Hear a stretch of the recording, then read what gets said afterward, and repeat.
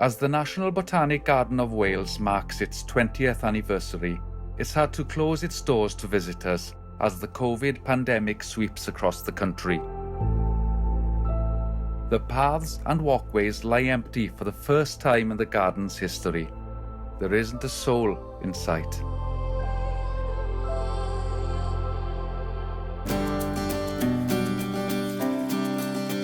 The Great Glasshouse is home to the Mediterranean collection, and horticulturist James is one of a handful of staff members still at work.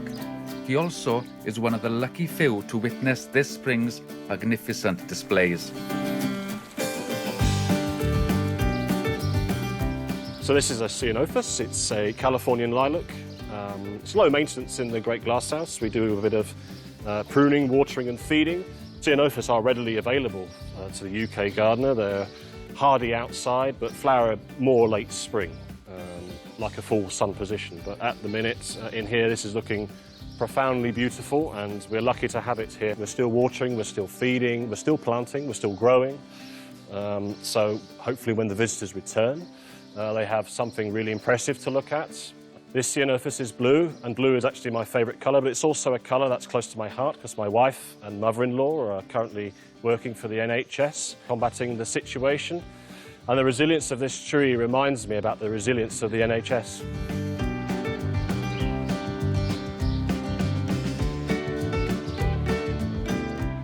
So what we've got here is the king protea. This is the largest of the Proteaceae. When they open, they're known as an inflorescence. So this will be about the size of a dinner plate when it opens. Inside will be hundreds and hundreds of little flowers surrounded by very, very colourful bracts, which makes up one full flower. So that's why people think it's a giant flower, but actually it's botanically really quite interesting.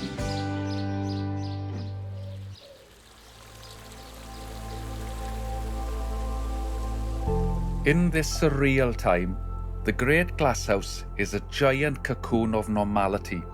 It's a showcase for Mother Nature's resilience. Life goes on in here as she prepares for the next generation and for the next season.